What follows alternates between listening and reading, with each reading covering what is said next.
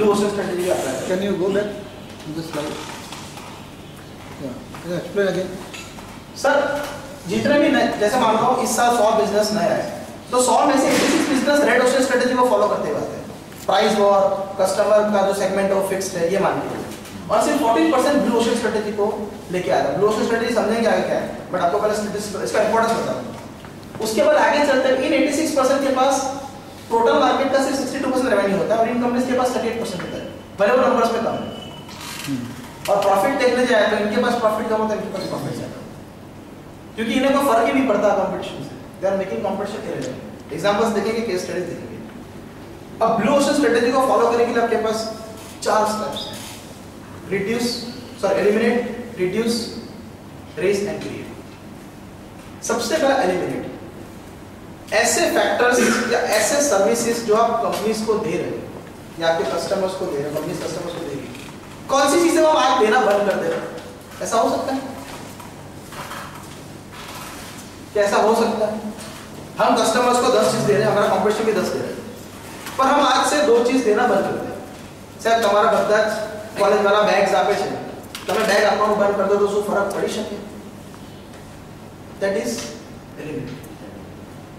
कौन से factor second जो आपके कॉम्पिटिटर्स दे रहे हैं उससे हम कम लेवल की सर्विस दें? कैसा हो सकता है?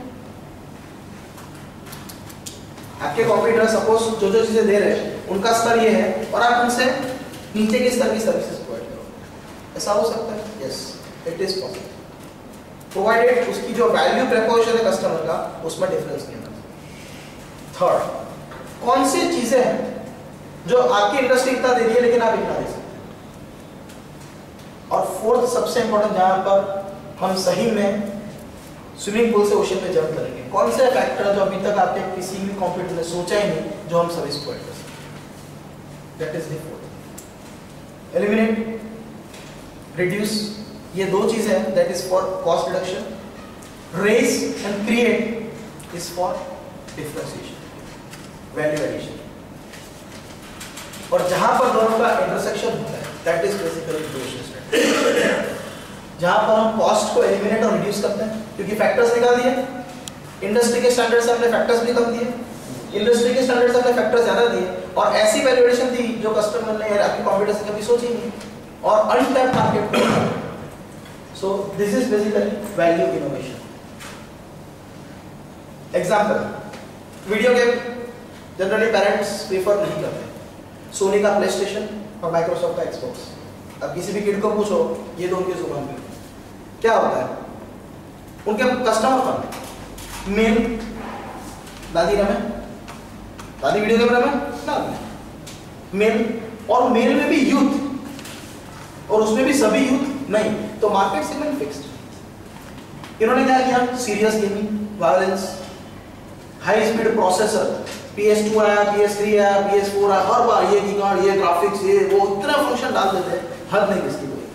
Strategy games, violence action games, upgrading game consoles, high definition graphics, audio, high production cost, continuous उन्हें रिसर्च करना होता है, और market segment that is youth and mail.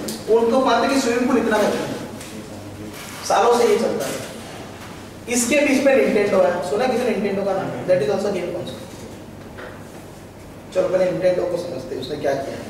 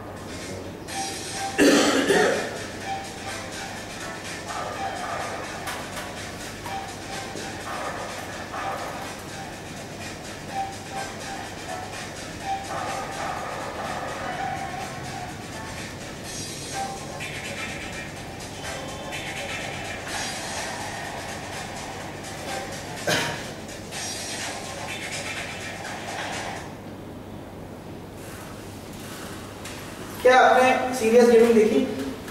Conventional disclosure नहीं देखी ना? क्या आपने high speed processor graphic quality देखी इस गेम में? बिल्कुल भी नहीं थी।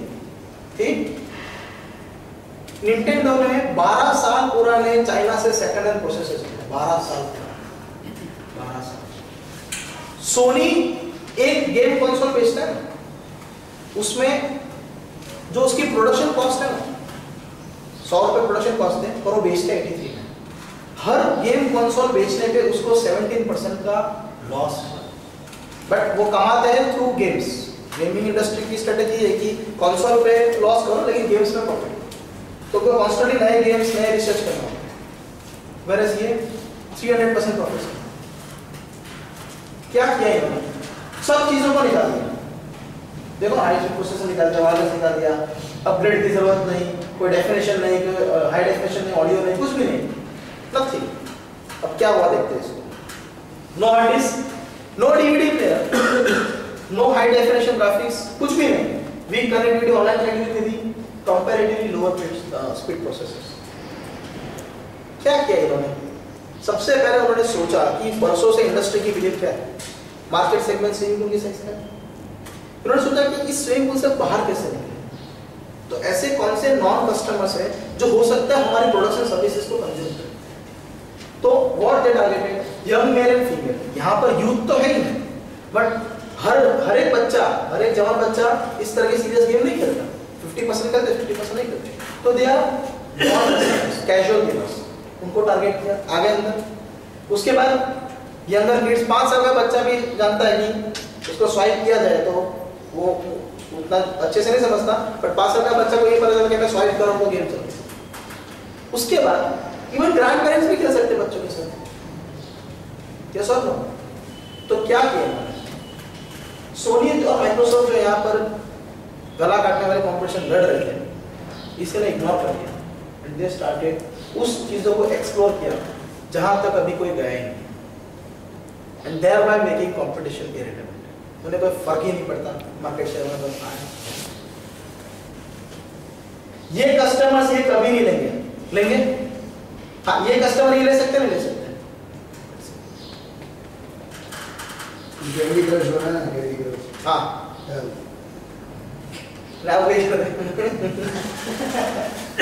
चलो, 4 चीजें की निंटेंडो ने, 4 चीजें की। Eliminate, reduce, raise and create. इसे हम लोग कहते हैं ब्लू ओशन स्ट्रेटेजी कैंपस। कौन से फैक्टर्स पर आप लड़ोगे?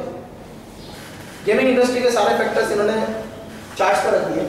सबसे पहले प्राइस। क्या क्या निंटेंडो ने? रिड्यूस। क्यों? क्योंकि उन्होंने कुछ फैक्टर्स एलिमिनेट किए और कुछ चीज को इंडस्ट्री स्टैंडर्ड से रिड्यूस किया, and thereby making their cost down, and since cost is down they can reduce the prices. Next, hard disk. Industry standard से तो बहुत कम दी थी, रादर दी नहीं। 5.1 Dolby digital sound, industry standard अच्छे साउंड देती, ये बंगाल साउंड। हाई डेफिनेशन डीवीडी, लोग हाई डेफिनेशन गेम देते ग्राफिक्स कार्ड, इन्होंने बिल्कुल भी हाई डेफिनेशन, एकदम नॉर्मल जो एनिमेशन बोलते हैं ना, फ्लैश एनिमेशन, वैसे गेम्स बनाए। ऑनलाइन कनेक्टिविटी नहीं दी। प्रोसेसर स्पीड 12 साल पुराना। अच्छा, अब कौन सी चीजें जो इंडस्ट्री स्टैंडर्ड्स उन्होंने रेस किए, क्रिएट किए? सबसे पहले मोर गेम टाइटल्स, ज्यादा से ज्यादा गेम लेके आए। अब सोनी माइक्रोसॉफ्ट ज्यादा गेम, सोनी क्या लेगा? ज्यादा से ज्यादा गॉड ऑफ वॉर या call of duty, that's it, finish. But क्योंकि वो स्ट्रेटेजिक गेम है, उसको मैन्युफैक्चर और रिसर्च करने की कॉस्ट बहुत ज्यादा होती है, तो लिमिटेड गेम्स ला सकते हैं। बट इनको जैसे आपने कहा कैंडी क्रश, उसको मैन्युफैक्चरिंग कॉस्ट कुछ भी नहीं है, तो ज्यादा गेम्स लेके आए ताकि हमारे पास गेम खेलने के जो ऑप्शंस हैं वो हमारे पास ज्यादा हो। इंडस्ट्री स्टैंडर्ड से रेस किया। मोशन कंट्रोल उस टाइम पर नहीं थे, ये लेके आए। फैमिली ओरिएंटेड, पूरी फैमिली साथ में बैठ के खेल सकती है। अगर हम लोग घर पे नहीं है तो दादाजी और पोते जी दोनों साथ में फाइट कर सकते हैं, खेल सकते हैं। अब सोनी में जो WWF की गेम है उसमें दादाजी खेल ही नहीं सकते, वो बच्चा बोलता है दादाजी मत खेलो, मैं मेरे फ्रेंड को बुलाऊंगा। It is so and easy to play, जो यहाँ पर सो क्या करना है ब्लू ओशन स्ट्रेटेजी में? ये आपका आई थिंक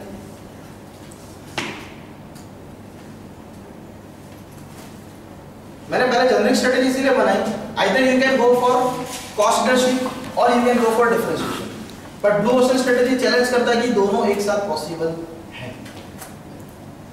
हो सकता है ट्रेडिंग बिजनेस में ये एप्लीकेबल ना हो क्योंकि आप क्या इनोवेशन करोगे, बट स्टिल जहाँ मैन्युफैक्चरिंग या प्रोडक्शन में हो तो ऐसे कौन से सेगमेंट, ऐसा कौन सा सेगमेंट है जो अभी तक अनटच है और उसे किसी ने टैप नहीं किया, वो सेगमेंट में हमें चलो एंड देयरबाय मेकिंग कंपटीशन।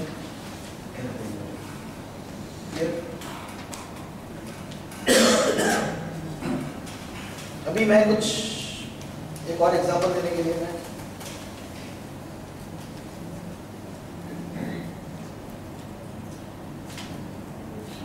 हम लोग एक जो ट्रेनिंग एंड ट्रेनिंग तो भी जितने भी ट्रेनर्स हैं ये कॉस्ट लीडरशिप में आते हैं या डिफरेंशिएशन में जाते हैं। जितने भी ट्रेनर्स चलो ऐसे कस्टमर आप क्या सुनोगे, ऐसा बोलोगे नहीं यार तू 10,000 वाला ट्रेनर 8,000 में उसे ट्रेनिंग दिला देता हूँ, जाओगे 8,000 में? नहीं, किस पे जाओगे? वैल्यू, कौन ज्यादा वैल्यू दे सकता है, कौन ज्यादा डिफरेंशिएटेड यूनिक सर्विसेज दे सकता है, आपका पर्पस कौन है, राइट? तो this basically trading industry differentiation पे जाती है, कॉस्ट पे नहीं जाती और उसको डिलीवर करने के लिए हायर प्राइसेस चार्ज किए जाते हैं। आज अगर कोई ट्रेनिंग सेशन रखना है सबसे पहले वेन्यू की कॉस्ट होती है ना, अच्छा border 5 star hotel, second trainer की हायर कॉस्ट। मेन तो ये दो ही है ना, चलो मान लो पहला ट्रेनर है, बॉर्डर तो कोई भी रख लो बट वो फील नहीं आता, हायर कोर्सेज के लिए आप चाहते हो तो सबसे पहले ट्रेनर एंड सेकंड वेन्यू। अब हमने ट्रेनिंग जो इंडस्ट्री है उसमें भी अगर हमने हमारी कम्युनिटी की ब्लू ओशन स्ट्रेटेजी को भी फॉलो, इन दोनों चीजों को निकालो, ना ट्रेनर चाहिए ना वेन्यू चाहिए। बोल गूगल ऐसा हो सकता है, ऐसे इट इज पॉसिबल। मैं अभी जो हम करने वाले उसको भी कुछ आपको शेयर करना चाहता हूँ।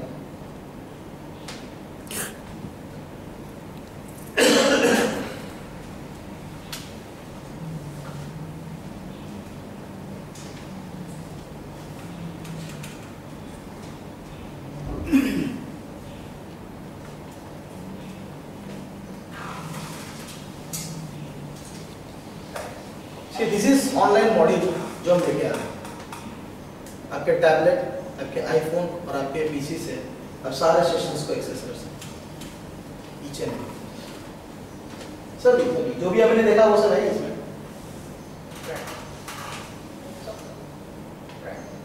इसके सारे मटेरियल्स एवरीथिंग इज सब कुछ क्या किया हम लोगों ने। We also started with blue ocean, मैं आपको क्लोज एग्जांपल दूंगा।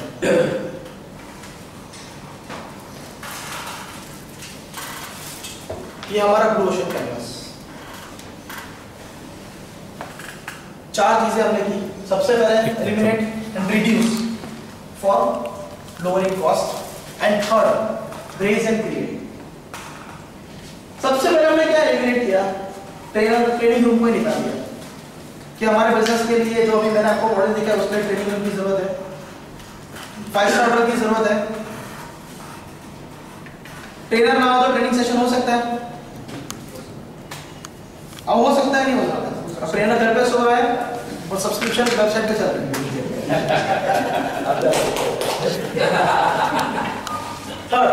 क्या एलिमिनेट किया, आपको पता है हमारी कॉस्ट है ना 95% डाउन हो गई, 95% कॉस्ट डाउन और प्राइस हमने 70% to 75% डाउन कर दिया।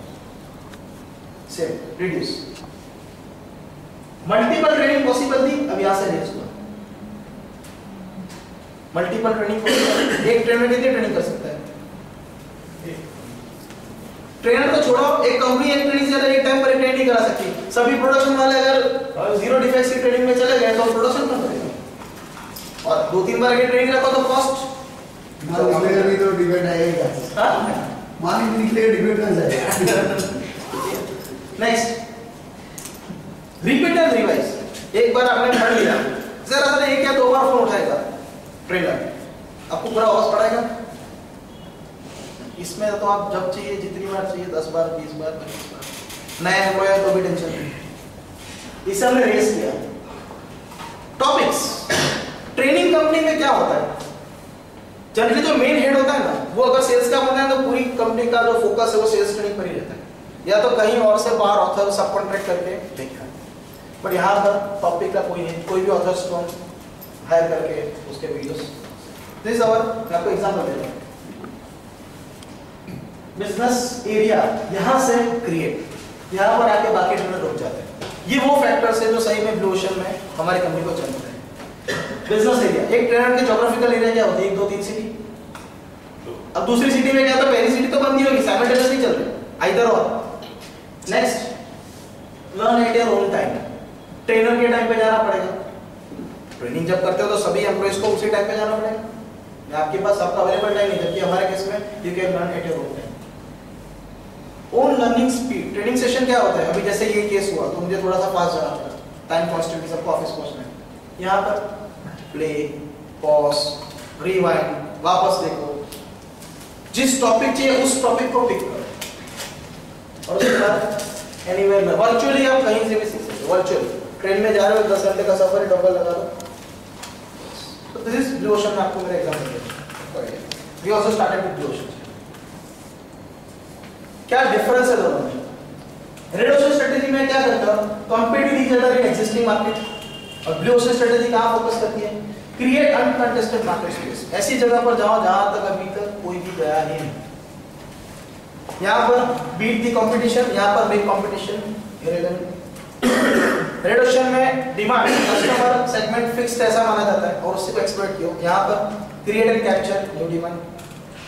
Make the value cost trade off, या तो आप कॉस्ट रेशियो में जा सकते हो या डिफरेंशिएशन में जा सकते हो, पर यहां पर उसकी जरूरत नहीं है, आप दोनों एक साथ प्रोवाइड कर सकते हैं। Align the whole system either to cost or to differentiation, जबकि यहां पर align the whole system of the firm's activities to pursuit of differentiation and low cost, जहां पर कहते हैं वैल्यू इक्वेशन। क्लियर? इसमें कोई डाउट हो तो ब्लू ओशन में। चलो लास्ट टॉपिक हमारे पास बचा डिफरेंशिएशन, उसमें डिसरप्टिव इनोवेशन।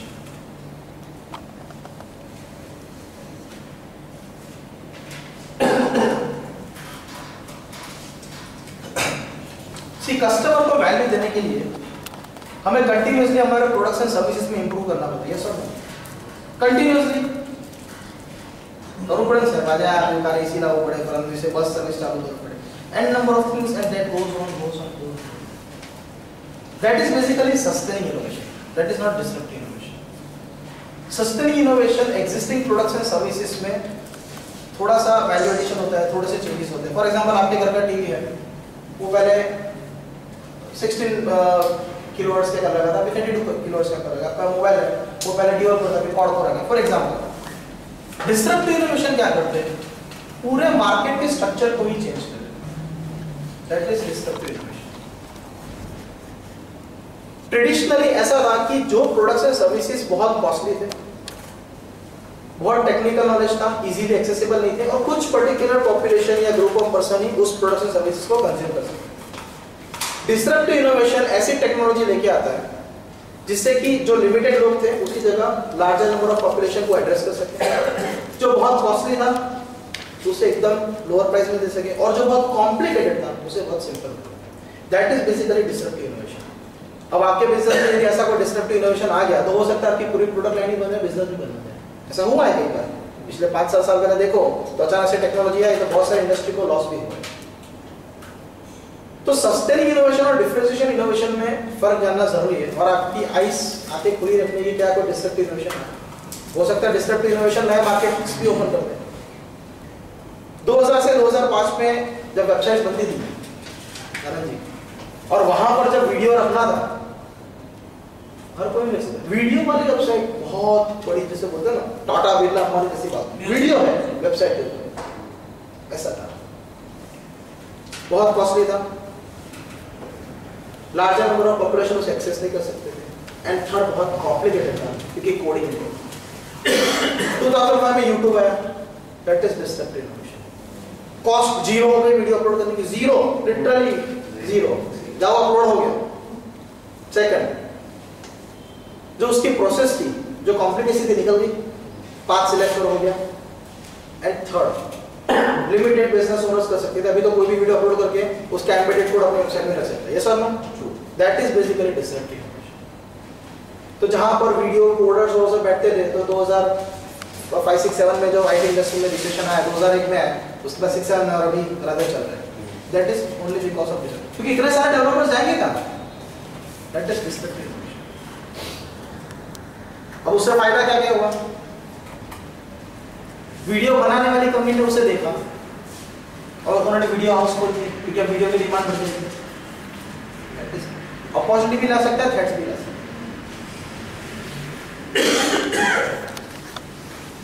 डिस्ट्रक्टिव इनोवेशंस को ज्यादातर केसेस में क्या होता है, बिजनेस ओनर्स जो होते हैं वो आने वाले डिस्ट्रक्टिव इनोवेशंस को समझ नहीं पाते, या समझते तो उस पर रिएक्ट नहीं कर पाते क्योंकि उनके पास स्पेशलाइज्ड नॉलेज नहीं है, स्किल्स नहीं है। तो उसे कैसे समझे? फर्स्ट, अगर मान लो इस तरह का डिस्ट्रप्टिव इनोवेशन आपको दिख रहा है कि हो सकता है हमारे बिजनेस में थोड़ा सा प्रॉब्लम क्रिएट करे आगे जाते हैं, तो पहले ये सोचना कि क्या वो इनोवेशन डिस्ट्रप्टिव और सस्टेनेबल। जैसे मैंने बात की, sustainable innovation existing products and services में थोड़े बहुत इंप्रूवमेंट्स होते हैं और उसे इजीली पहचाना जा सकता है, जबकि डिस्ट्रप्टिव इनोवेशन पूरे मार्केट को एड्रेस कर सकता है। सेकंड, ये सोचिए कि क्या कोई डिस्ट्रप्टिव इनोवेशन आपके बिजनेस पर स्ट्रेटेजिक इंपैक्ट डाल सकता है? क्या मार्केट सेगमेंट चेंज करने की जरूरत है? क्या हमें हमारे कस्टमर सेगमेंट की चेंज करने की जरूरत है? क्या प्रोडक्शन सिस्टम्स को चेंज करने की जरूरत है? क्या ऐसा कोई इंपैक्ट डाल सकता है? Third, locate the initial market for the disruptive technology.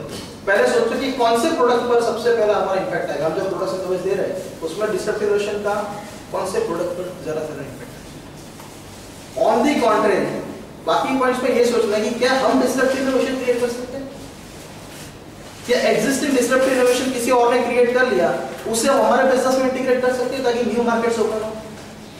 For that place a responsibility for building a disruptive technology in an independent organisation and keep the disruptive organisation independent. अब मान लो आपने ऐसा सोचा, जैसे हम लोग कुछ डेवलप कर रहे हैं, तो एग्जिस्टिंग बिजनेस से उस डिपार्टमेंट को टोटली डिफरेंट रखो, उसके प्रॉफिट्स, उसकी कॉस्टिंग, सब कुछ, उसका मैनेजमेंट, क्योंकि यदि वो कॉमन हो गया तो क्या रिसोर्सेज के लिए स्कैर्सिटी या तो फिर फाइट। तो आने वाले डिस्ट्रप्टिव इनोवेशंस को ये देखना है कि क्या हम उसको उसकी थ्रेट्स को रोक सकते हैं या तो उसकी अपॉर्चुनिटी को कैसे एक्सप्लॉइट कर सकते हैं। That is basically disruptive innovation. इसमें कोई डाउट डिस्ट्रप्टिव इनोवेशन में? एग्जांपल दूं मैं आपको, इंटरनेट, ठीक है, वीडियो कॉन्फ्रेंसिंग आने से क्या होगा? एयरलाइंस, अभी सिस्को का एयरलाइन कंपनी से क्या कॉम्पिटिशन है? But they bring disruptive innovation. अब एयरलाइन कंपनी को नुकसान हुआ, होटल इंडस्ट्री को भी तो नुकसान हुआ। ऑब्वियस बात है। मोबाइल, आपको पता है टी को सब अलार्म आते थे, उसको बंद करते थे, दिखते हैं कभी, मैं तो देखा भी नहीं कितने सालों से गाँव में गया वहाँ पर, क्योंकि मोबाइल में अलार्म क्लॉक्स आ गए। रिस्ट वॉचेस ठीक है पहनते हैं बट ऐसा चेक नहीं, और वो कोडे के कैमरा कहाँ गए? डिजिटल कैमरा भी रहता नहीं रहते, फोन में 12 पिक्सल, मेगापिक्सल, 8 मेगापिक्सल के कैमरा। That is disruptive. पूरे मार्केट को एड्रेस कर सकता है और साथ में अपॉर्चुनिटी भी ला सकता है। आपको एक्सप्लॉइट करना है उस अपॉर्चुनिटीज को, कहाँ से आ रहा है, क्या आ रहा है। अभी जैसे मान लो फ्लिपकार्ट आ गया, लोकल स्टोर्स, पहले लोग देखो डिस्ट्रप्टिव इनोवेशन है ना, कभी कभी बहुत जल्दी आ जाते हैं और वो फेल भी होते हैं। कुछ साल बाद वापस आ जा रहे हैं तो फेल हो गए। 1999 में मैंने सबसे पहले एशियन स्काई शॉप देखा, फिर वापस आया तो लग रही है तो टीवी से तो कोई परचेस कर सकता है, चल रहा है, लेकिन आज उसमें उथल पुथल मचा है। तो डिस्ट्रप्टिव इनोवेशन रिपीट भी होते हैं, पहले फेल होते हैं लेकिन बाद में उसका हो सकता है कि किसी ने बहुत जीनियस होकर बहुत सालों पहले उसे निकाल दिया। मैचबॉक्स का इन्वेंशन हुआ, उसके 60 साल बाद उसका यूज खत्म हुआ। तो डिस्ट्रप्टिव इनोवेशन ये भी हो सकता है कि पहले फेल हुए लेकिन बाद में आके वो और बाउंस बैक होगा, उसके जो ड्रॉबैक्स है लोगों ने देखे होंगे, देन उन्होंने आज ऑनलाइन शॉपिंग हो गया। ऑनलाइन शॉपिंग से क्या हो रहा है? रिटेल का बहुत बड़ा, बहुत ये नहीं बहुत बड़ा प्रॉब्लम, क्योंकि टाइम नहीं है आपके पास। स्टोर में जाओ, स्टोर सोमवार बंद, रविवार चालू, सब दिक्कत होती है। सर अभी नया वो डेवलप हो रहा है M-Pesa, मोबाइल मनी ट्रांसफर, वो तो खैर है पहले से, फिर भी अभी जो हिसाब से वो पॉपुलराइज करना शुरू किए हैं, लाइक एयरटेल और वोडाफोन ने दोनों ने अभी एयरटेल से मार्केटिंग उसमें शुरू किया है। सर अभी एक बात बताऊं, ये M-Pesa और एयरटेल मनी दैट इज क्या है कि बेसिकली आपके डेबिट कार्ड से या करंट अकाउंट से पैसा उसमें ट्रांसफर करो और फिर वहां से पे करो। तो अभी तो हर एक बैंक ने आपको एंड्रॉइड के लिए एप्लीकेशन तो दे ही दी है ना, जैसे स्टेट बैंक है तो स्टेट बैंक फ्रीडम डाल दो, वहां से भी डायरेक्ट पेमेंट कर सकते हो। तो वो तो है ही पहले से, बट अभी उसका जो आप कह रहे हो कि वो अभी यूज होना था, मोबाइल से सीधा पेमेंट करेंगे। ठीक है, अभी आप जैसे गूगल एंड्रॉइड पेमेंट का कॉन्फ़िगर करते हैं तो आपको क्रेडिट कार्ड नंबर मांगते हैं, दैट इज गूगल वॉलेट, उसमें कार्ड डाल दो, दोबारा पूछना नहीं है। वहां से आप फोन से कोई भी वेबसाइट में जाओ ना, आपको क्रेडिट कार्ड डिटेल डालने की जरूरत नहीं, आप एक बार कॉन्फ़िगर कर दो बात। गूगल वॉलेट वैसे आईफोन वॉलेट भी है।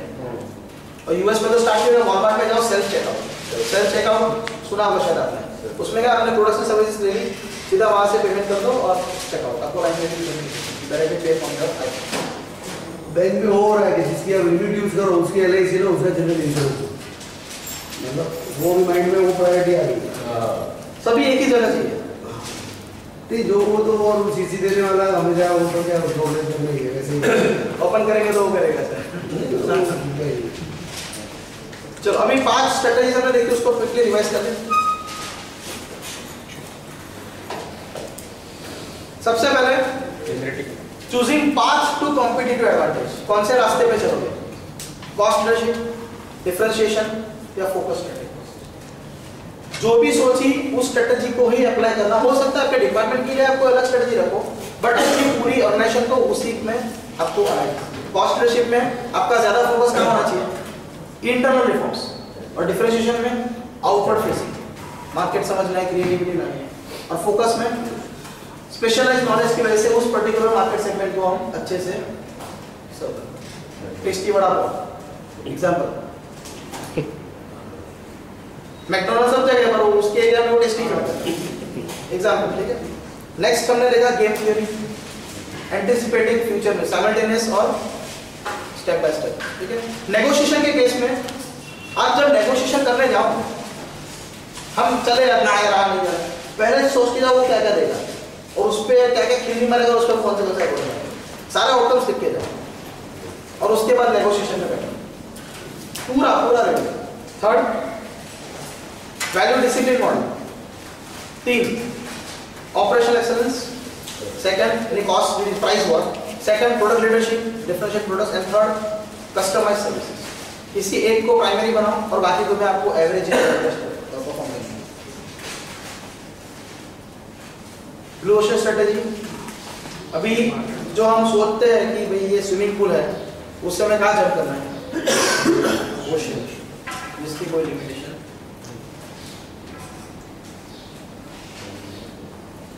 इसे कैसे कैसे अप्लाई करना है ना, इसकी स्टेप्स आते हैं, वो मैं आपको सॉफ्ट कॉपी भेज दूंगा, वो आप प्रिंट निकालो और उसमें ऐसे स्टेप्स दिए ना, अगर उस क्वेश्चन का आंसर लिखो ना तो सही में जो गो थ्रू बोलते हैं ना, वो गो थ्रू प्रोसेसेस दी गई है उसमें, ये करो, this is I will do, ये हमें करना चाहिए। तो वो सारे स्टेप्स क्वेश्चंस उसमें आपको मेल करूंगा, उसकी प्रिंट निकालो और उससे लिखना स्टार्ट करो, जैसे आप लिखते जाओगे तो पूरा क्लियर हो जाएगा। और लास्ट में हमने क्या देखा, डिसरप्टिव सस्टेनिंग और डिसरप्टिव में डिफरेंस समझना। सस्टेनिंग इनोवेशन एग्जिस्टिंग प्रोडक्ट्स में इंप्रूवमेंट है, डिसरप्टिव इनोवेशंस इंडिपेंडेंट मार्केट को चेंज कर देती है, उसके जो सिनेरियो उसे चेंज कर। सस्टेनेबल में हम कैसा ले सकते हैं, अपग्रेडेशन और स्ट्रेंथनिंग। स्ट्रेंथनिंग, हां, एग्जिस्टिंग जो कर रहे हो उसमें और इंप्रूवमेंट, और डिस्ट्रिब्यूशन बिल्कुल नया ही करना है, बिल्कुल अनटच को टच करना है। मोस्ट डेंजरस डिस्ट्रक्टिव है कि अगर आप उसको नहीं समझ पाए पूरा बताओ। मैं आपको एग्जांपल दूं, अपने फैमिली मेंबर का एग्जांपल दूं, ब्लू ओशन के अपने फैमिली मेंबर का एग्जांपल दूं। साइंटिफिक क्लास में क्या होता है, मार्केट सेगमेंट क्या है, industries, laboratories, purely industrial laboratory. Goals आपने क्या किया, जनरल में स्विमिंग पूल पे तो लड़ी रहे, साथ में कहां रुकी हमारी साइंटिफिक क्लास रिटेल में, दैट इज ब्लू ओशन, है भाई। अभी इतने सारे बिल्डर्स के साथ टाई अप कर रहे हैं, 2500 करोड़ का बोलते हैं कि मेरे बिजनेस में ज्यादा से ज्यादा 50 करोड़ से ऊपर टर्नओवर आज तक हिंदुस्तान में कोई नहीं करता, बट ये एनर्जी फॉर 2500 करोड़। व्हाई? उनको कंपटीशन से कोई लेना देना ही नहीं है, they have made competition here. Why? क्योंकि उन्होंने कहा चल दिया ब्लू ओशन में ऐसे मार्केट सेगमेंट को टैग किया जहां पर अभी तक कोई भी साइंटिफिक क्लास वाला नहीं है। क्या कोई नया कि ऐसा गोल मटोल हमारे घर में टेबल वैसा या ऑफिस में टेबल, एक तो मेरे को गिफ्ट दिया है बड़ा इसलिए चेक भी जाओ सर, गिफ्ट भी दो। क्लियर? कोई क्वेरी हो तो आप फाइनेंस प्लानिंग को किस में डालते हैं? हाँ, फाइनेंस प्लानिंग को किस में डालते हैं आप? सर फाइनेंशियल प्लानिंग जैसे आप इंश्योरेंस की बात करते हो नहीं, तो वो तो आपके पर्सनल क्रेडिबिलिटी पर ही लोग पॉलिसी देते हैं। नहीं, प्लानिंग में पॉलिसी नहीं ऑफर करते। सर देखो आपको पहले कॉस्ट लीडरशिप के बारे में या प्राइस के बारे में तो सोचना नहीं है, क्योंकि आपकी कॉस्ट को यानी प्राइस को इंश्योरेंस में भी पेमेंट करनी है। आपको वैल्यू एडिड सर्विसेज देना, टाइम पर सर्विसेज तो पहले कई इंडिया में था ही नहीं फाइनेंस प्लान, अभी ये नया आया है। आप इंश्योरेंस की बात कर रहे हो, फाइनेंशियल सर्विसेज प्लानिंग की बात करते हैं, फाइनेंस प्लानिंग में उसमें भी आप पूरी कंपनी का मैनेज कर रहे हैं, किसी बंदे का पर्सनल फंड मैनेज कर रहे हो। हम इंडिविजुअल का सेंट्रिक होता है, हम आपका प्रॉफिट देखते हैं सिर्फ कस्टमर का। That is a sir different. वो तो आपकी क्रेडिट, आज मेरा पैसा मैं किसको दूंगा? आप अपने घर की चाबी किसको देते हो? बाहर तो किसको दोगे? एक पड़ोसी होगा उसको तो नहीं दोगे। क्या आपको इसको डिस्टर्बिंग बोलते हैं या सस्टेनेबल बोलते हैं? सर उसमें डिस्ट्रक्टिव सस्टेनेबल आता है because that is not an innovation, that is basically service. आप सर्विस प्रोवाइड कर रहे हो। सर्विस। अच्छा ये जो हम drawback of blue strategy sir उसके पहले तो कॉस्ट लगती है, रिस्क होता है। रिस्क से ब्लू ओशन स्ट्रेटजी क्या बोलता है कि सबको चैलेंज करो, बट देयर आर कन्वेंशनल जो बिलीफ्स थे उसे चैलेंज करो ना, साइंटिफिक कैलकुलेटेड रिस्क होता है ब्लू ओशन में। अपनी आपके एक्जिस्टिंग प्रोडक्ट्स इनको क्या रिस्क है? अभी जैसे इनका एग्जांपल हो, इनको क्या रिस्क है भाई? आपने कुछ ज्यादा आपको करना पड़ा, कुछ नई फैक्ट्री डालनी पड़ी, नहीं डालनी, वो दैट इज ब्लू ओशन। तो ब्रेक थ्रू इनोवेशन बोलते हैं ना उस तरह के।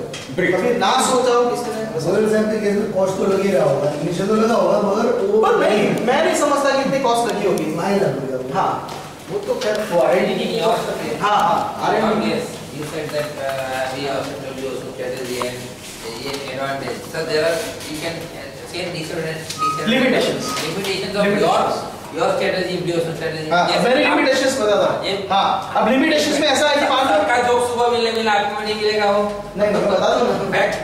सी अभी हमारे केस में क्या है, एक लिमिटेशन ऐसी है कि हमें क्वेरी ओपन करना है। हाँ, that's all right.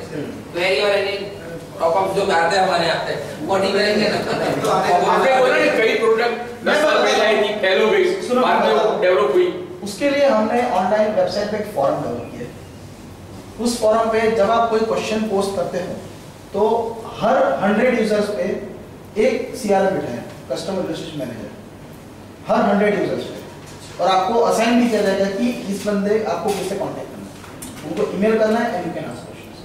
दूसरा, जब ये सेशंस बनाए, जो कंटेंट राइटर्स हमने बनाए, जो ऑथर्स से हमने सारे कंटेंट्स मंगवाए, तो वो ये प्लानिंग करके बनाए कि बहुत स्लो है, जिसको जो चाहिए वो मिल जाए और ये प्रॉब्लम्स अराइज ना हो। प्रॉब्लम अराइज कब होती है? जब हमारे पास टाइम का प्रॉब्लम है। दूसरा कि 8 घंटे का सेशन है, अब मैं बहुत डिटेल में जाना चाहूँ तो मुझे 16 घंटे चाहिए, बट वो नहीं जा सकता मैं। बट इसमें ऐसा नहीं है, इसमें मुझे जितने वीडियोस रखने हैं आई कैन ऐड। उसके बाद हमने क्या वैल्यू एडेड सर्विसेज ऐड की बताऊँ। इसमें 2 मॉड्यूल्स हैं, एक मॉड्यूल है एंटरप्रेन्योर्स के लिए और दूसरा मॉड्यूल है एम्प्लॉइज के लिए। अब एम्प्लॉइज का जो मॉड्यूल है उसमें सेल्स आ गया, अकाउंटेंट आ गया, कस्टमर सर्विस आ गया, body language, communication, professionalism, work excellence, promotion कैसे बनाए, managing your boss, managing your colleague, stress management, सारे टॉपिक्स एम्प्लॉइज के डेवलपमेंट के लिए आते हैं। सेकंड मॉड्यूल, 2 मॉड्यूल है, बट दोनों में मिलेंगे, डिपेंड कौन सा प्लान। जैसे बेसिक प्लान 6000 पर एनम, उसमें 1 यूजर ओनर के लिए मिलेगा और 3 यूजर एम्प्लॉइज के लिए मिलेंगे। 3 यूजर्स तो नेट तो होता ही है सबके पास, और 3 यूजर तो देखो एक बात बताओ, तीनों एक साथ नहीं बैठेंगे, आप शेयर कर सकते हो 10। वो ठीक है, वो होगा, उसकी कॉस्ट हमने गिन दी। उसके बाद एवरी मंथ हम लोग एक्सपर्ट इंटरव्यूज आपको मेल करेंगे, वीडियो, जो भी एक्सपर्ट ऑथर्स है उससे वीडियो, एंड एवरी मंथ हर एक बुक का एक जो बोलते हैं डिस्क्रिप्शन छोटा सा 10 पन्नों का, वो भी आपको रिव्यू भेजेंगे कि ये बुक है, वो क्या क्या कहना चाहती है, क्योंकि सारी बुक्स हम नहीं कर सकते, तो जो बुक्स के इनसाइट्स है वो भी आपको एवरी मंथ प्रोवाइड किया। इससे क्या हुआ? Engagement in the sense, sir 1 साल सारी वीडियो देख ली, फिर आप सब्सक्रिप्शन अगले साल क्यों पे करोगे? यानी it's equivalent to 500 rupees per month, और 500 पर मंथ में आप के ऑलमोस्ट सारे एम्प्लॉय ट्रेन हो ऐसा मान लो, एंड आप खुद भी ट्रेन हो। ये है ब्लू ओशन। दूसरा ब्लू ओशन भी आप कह सकते हैं। ऐसा होने के बाद आपको पर्सनल बनाना हो तो आपके रेट बढ़ेंगे या घटेंगे? अरे इनका क्वेश्चन नहीं है, बता सर मैं बता दूं,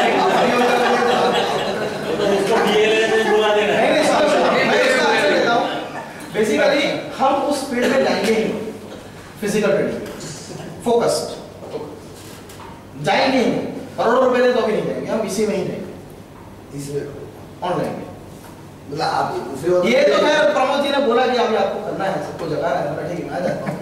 बाकी हम फिजिकल ट्रेनिंग में चार्ज और बेसिस पे नहीं जाएंगे फॉर श्योर, कितना ही पैसा मिलेगा। सही बात। फोकस, अभी ये फोकस बोलते हैं तीन, cost difference and focus. Focus यानी ऐसा नहीं कि एक लिमिटेड कस्टमर, उसी पर्टिकुलर कस्टमर में।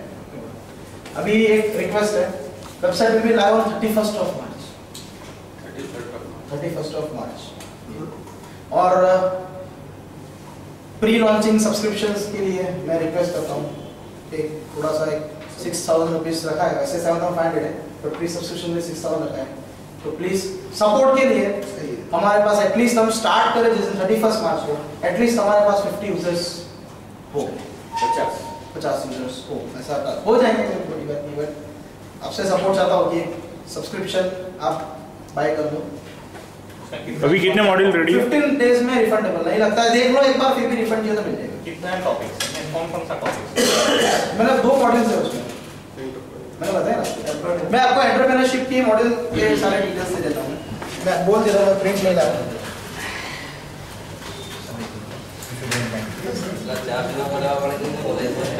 ना ये तो ऐसा ना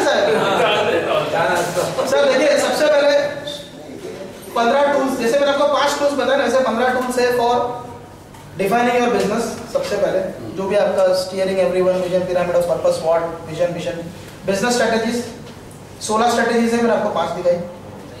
हर एक में टॉपिक बोल रहा हूँ, उसमें 10-15 टूल्स होंगे।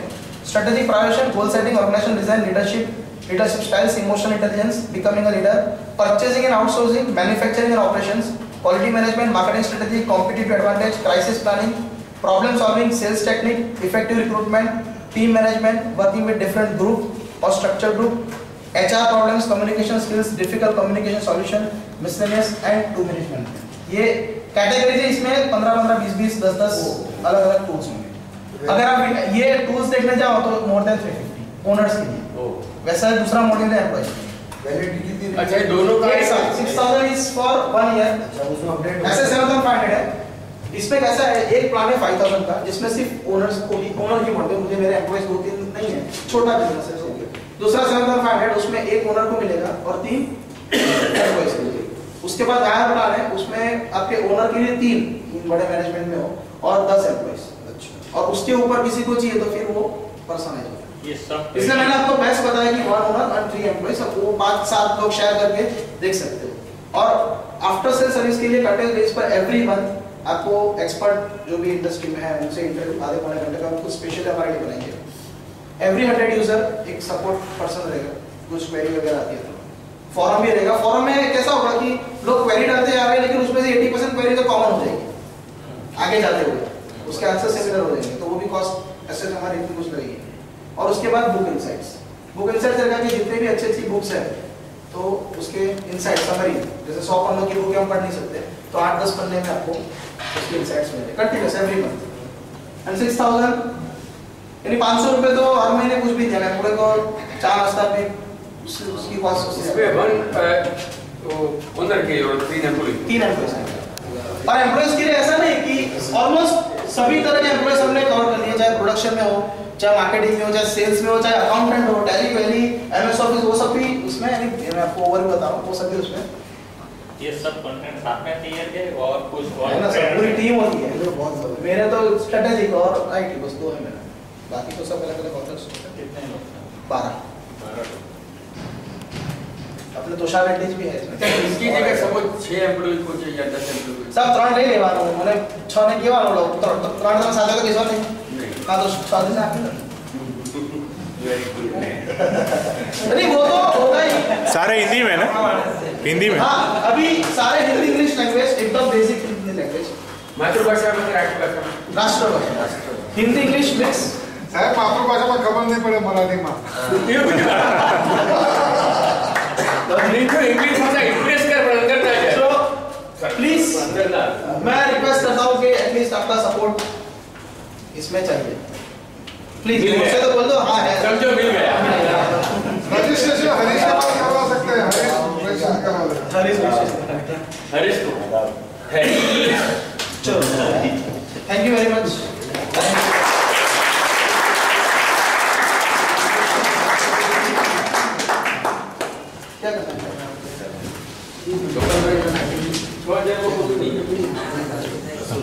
प्रमोद भाई, ऑडियो नहीं चलेंगे, मोबाइल पे चलेंगे। प्रमोद भाई, प्रमोद भाई, डायरी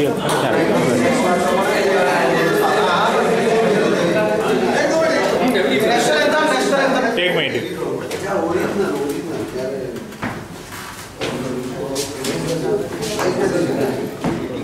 सेशन आपको इंटरेस्टिंग लगा? Yes.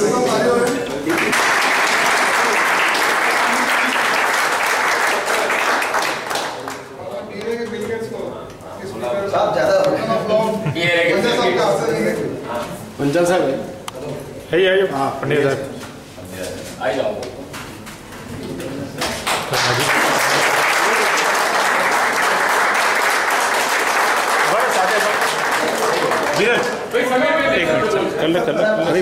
Sir, one thing I would like to once again add.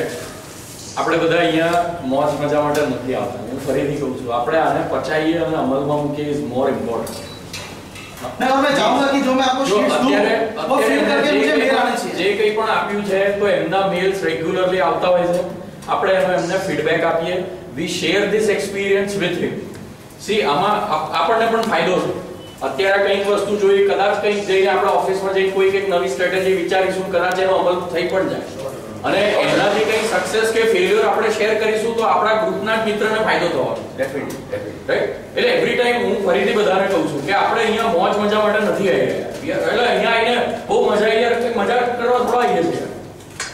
જો મજા કરવાની હોય તો યાર પેલા આઇનોક્સમાં જઈને 1200 રૂપિયાનો પિક્ચર જોવાનું, આઈસ્ક્રીમ ખાવાનું, પગ લંબાઈને બેસવાનું, એ વાળી મજા. આ મજા થોડી, એટલે આપણે એને પચાવીએ, ડાયજેસ્ટ કરીએ અને વી ગ્રો ટુગેધર. સી આમાં ફાયદો છે તો આજે હવે મોટા હોલમાં જવું પડ્યું આપણે. કેમ? કારણ કે આપણને ફાયદો છે. પ્રોફેશનલી એ જો ચાર્જ કરશે તો આટલું સેશન આપણને ઇન્ડિવિડ્યુઅલી નથી પોસાય. આઈ ન્યુ ઇટ. મને ખબર છે એટલે કહું છું તમને. એટલે ત્યારે પૈસા કાઢવા દુખશે આપણને કે ના ના યાર આ તો ના પોસાય જવા દો, અથવા આપણી માનસિકતા નહીં હોય. કદાચ પોસાતું હશે તો માનસિકતા નહીં. એટલે એમનો ટ્રિબ્યુટ એ છે કે એમણે આજે 2 કલાક કાઢ્યા અને એ 2 કલાકને આપણે પચાવીએ, એમને શેર કરીએ ઇનપુટ્સ કે સાહેબ હું બ્લુ ઓશનમાં પડ્યો તો હું ડૂબી ગયો, બચાવવા માટે આવજો. શેર કરશે કે જો યાર ગોયલ સાહેબના ટેબલ વેચાયા પણ પેલાનું ડૂબી સમજો તો એમનું અપગ્રેડેશન. એટલે મારું તમને બધાને રિક્વેસ્ટ છે કે આપણે અહીંયા આવીએ છીએ એન્જોય વીક. એટલે મારા માટે ખરેખર ધીસ ઇઝ અ ચાર્જિંગ. હું અત્યારે ફ્રેન્કલી કહું છું, મારું ચાર્જિંગ ખલાસ થઈ ગયું, લાગે અહીંયા પહોંચી ગયો કે હવે નહીં ચાલે, હવે ટાવર જતા રહ્યા. બહુ ફ્રેન્કલી કહું. પણ વસ્તુ એ છે કે વી કીપ ઓન શેરિંગ. એટલે મેન્યુઅલી પેલા WhatsAppના મેસેજ આયા કરે. વિરલભાઈનો ગઈકાલે રાત્રે 9:30 વાગે પર્સનલ મેસેજ આવ્યો અને આઈ કમિટેડ કે સર હું કન્ફર્મ આવીશ. સમજી લો. એટલે એ જે સમય ફાળવી રહ્યા છે આપણા માટે, એ સમયનો સદુપયોગ આપણે એમને વળતર સ્વરૂપે આપીએ. પૈસા સ્વરૂપે આપણે નથી આપવાના. We are smart. ત્યારે તો PLI નું સબસ્ક્રિપ્શન ભરી દીધું ને યાર, પછી છે ને પૈસા આપવાના. આપણે એટલું હોશિયાર છે પણ એમને ટ્રિબ્યુટ એ રીતે આપીએ. બીજી વસ્તુ, ધારો કે અત્યારે એમણે કીધું કે ભાઈ આ 6000 રૂપિયાનું કે 7000 રૂપિયાનું સબસ્ક્રિપ્શન છે, તો આપણે એક વખત જો ખરેખર પોસાયું હોય ને તો આમાંથી કંઈક તો શીખવાનું મળી જવાનું. 100%. તો આપણે સપોર્ટમાં એટલું કરીએ કે સાહેબ મારું ડન છે, આટલું આપણે ખાસ કરીએ. એટલે જેથી કરીને શું થાય, આપણા કોઈક માણસને હિંમત મળી રહી છે. અને બીજું, એમના પ્રોગ્રામની અંદર મેં એટલું જોયું છે, એમનામાં એટલી વૃત્તિ હોય છે કે 6000 ની સામે 10000 ની વૃત્તિ આપવાની રાખે છે. હું તમને આ વસ્તુ કહું. એટલે always we will digest this thing અને એમાંથી આપણે ગ્રોથ કરીએ. તો આપણે એક ઇમ્પ્રેસિવ ઓર્ગેનાઇઝેશન વર્ષ 2 વર્ષ પછી આવીશું કે BLI છે ને યાર, તમે ત્યાં આગળ જાઓ, કંઈક જોરદાર વસ્તુ કરી રહ્યા. આજે જો ઘણા બધા લોકો, પેલા સાહેબ હતા, એમણે કીધું કે મારી પાસે બોલવા માટેના શબ્દો નથી, તો વી કેન ફીલ ઇટ કે એમને ખરેખર આનંદ થઈ રહ્યો છે. જ્યારે કે અહીંયા એમના ડ્રામા નથી કરી રહ્યા. સમજી લો કે એમને પણ ચાર્જિંગ લાગ્યું છે કે અહીંયા જે 5-25 લોકો ભેગા થયા છે, એમનો ઇન્ટેન્શન સારું કરવાનું. પૈસા બધાને કમાવા છે, ગ્રોથ, ફેમ, લાઈફમાં સક્સેસ બધાને જોઈએ છે, પણ મળતી બી નથી એટલી, એ બી એટલું જ સાચું છે. આપણે બધા મથી રહ્યા છીએ પણ મળતી બી નથી, એ પણ એટલું જ સાચું છે. એટલે હું વિરલભાઈને ફરીથી એક વખત જે પાછા આવ્યા છે એના માટે ખાસ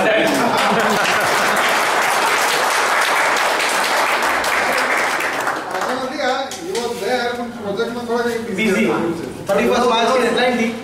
अच्छा, दूसरा एक उसमें भी अनाउंसमेंट कर दूं कि उसमें एंड्रॉइड और आईफोन एप्लीकेशन आएगी. रोज सुबह 6 बजे 2 मिनट्स मैनेजर जो होते हैं ना, छोटे छोटे थॉट्स या अपने थॉट्स पर टूल्स जो आपको मोटिवेट करे, जो आपको इनसाइट्स दे, वो रोज सुबह 6 बजे आपके फोन में डाउनलोड होगा और 7 बजे निकल जाएगा। अच्छा 6 बजे आएगा आपके फोन में, अब 7:15 बजे सुनने जाओगे तो वो नहीं मिलेगा, और वो गया रिपीट भी नहीं होगा। ताकि एटलीस्ट आप सुबह 6 बजे उठो, 6 बजे लिख लेना पड़ेगा। एक क्वेश्चन एक रहा था आपको सेशन के लिए आपके लिए, जो ये आपने सॉफ्टवेयर का एक पॉइंट बताया था ए और बी जो 1.5 लाख का और 2 लाख का, तो उसमें आपने ऐसा बताया कि दोनों टाइप हो जाते तो नया डेवलप नहीं करना पड़ेगा, ऐसा कुछ। हाँ उसका एंड मतलब पूरा है तो मैंने सुना नहीं या सर। देखो इसमें ऐसा था, 2 केस में कैसा था कि मान लो दो ही लोग हैं, दोनों ना करे तो 2-2 लाख मिल रहे हैं। अब डोमिनेटिंग नेचर होने की वजह से एक को नहीं पता दूसरा क्या करेगा, दोनों सॉफ्टवेयर बनाएंगे तो अगेन मार्केट से 50-50% हो गया, 2-2 लाख हो गया, बट दोनों को कॉस्ट 50,000 इनकम करनी पड़ी। तो करना क्या, नहीं करे तो तीसरा आ जाएगा, वो तो है ही। आजकल तो आप दोनों मिलके एक सॉफ्टवेयर डेवलप कर लो और यहाँ पर 25-20,000 शेयर कर लो, वो क्या स्ट्रेटेजी अपनाते वो बिजनेस टू बिजनेस डिफर करता है। हाँ तो मैन्युफैक्चरिंग कॉस्ट भी आप शेयर कर सकते हो। પંડે છે ભાઈ કદાચ કોઈ વસ્તુ આ કોઈ લાગી હોય અમુક વાર શું છે, અમુક કદાચ કોઈ ઇન્સ્ટન્ટ કોઈ કહેવાથી કે એવું કોઈ પેલું લાઈટ મૂવમેન્ટ થતી હોય ને એ કારણથી કોઈ ના એવા સર હું એંગલ आज के सेशन के चार्जेस जो है वो अल्केश भाई को देना है। अल्केश भाई आप बच्चों को अल्केश भाई को देना है 200 रुपीज। 200 का 300 है ऑल कॉस्ट बोलते से नहीं। हाँ અત્યારે 200 ले लिए वहाँ 200 है वक्त। अरे मैंने खबर ना दिया। हाँ मेरे को ही लेके जाना है यार। ओके और एक चीज है, प्लीज सब लोग हो सके ना तो जो टाइम हो ना सेशन का उसका, वरना क्या होता है मुझे भागना पड़ रहा है। यस मैं सबसे